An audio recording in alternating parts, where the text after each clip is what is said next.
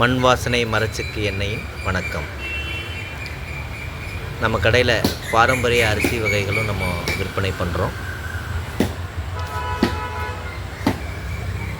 கடையை பார்த்துட்ருக்கோம்.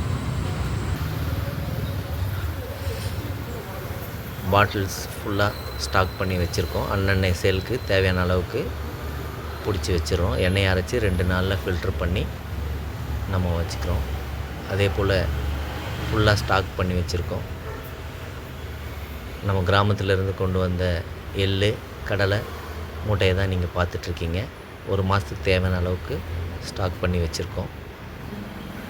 இது கடலை பயிர். இப்போ நம்ம கடலை தான் அரைக்க போகிறோம். நம்மகிட்ட 2 மிஷின் இருக்குது. இப்போ கடலையை பார்த்துட்ருக்கோம். சுத்தமான நாட்டுக்கடலை, நல்லா உலர வச்சது, வெயிலில் காய வச்ச நாட்டுக்கடலை. இதை அரைச்சி இதிலேருந்து எண்ணெயை எடுத்து நம்ம ஒரு 4-5 நாள் அதை ஃபில்ட்ரேஷனுக்காக டைம் கொடுத்து இயற்கையான வகையில் அதுக்கப்புறம் அதை நம்ம பாட்டிலில் ஃபில் பண்ணுறோம். நம்மகிட்ட 2 மிஷின் இருக்குதுன்னு சொன்னோம் இல்லைங்களா?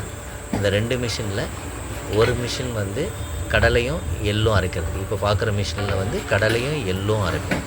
இப்போது கடலை ஓடிக்கிட்டு இருக்குது. ஒரு 3 நாளுக்கு தொடர்ச்சியாக கடலை எண்ணெய் அரைப்போம். அடுத்து ஒரு 3 நாளைக்கு தொடர்ச்சியாக எள் எண்ணெய் அரைப்போம்.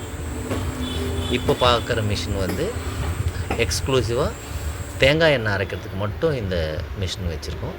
இதில் தேங்காய் எண்ணெய் மட்டும்தான் அரைப்போம். 2மே வந்து மரச்செக்கு எண்ணெய் தான். இது தேங்காய் புண்ணாக்கு. மரச்செக்கு எண்ணெய் வந்து உடம்புக்கு ரொம்ப நல்லதுங்கிறது எல்லாருக்குமே நல்லா தெரியும். நமது மரச்செக்கு எண்ணெயை வாங்கி பயன்படுத்தி பலன் பெறுங்கள். நன்றி, வணக்கம்.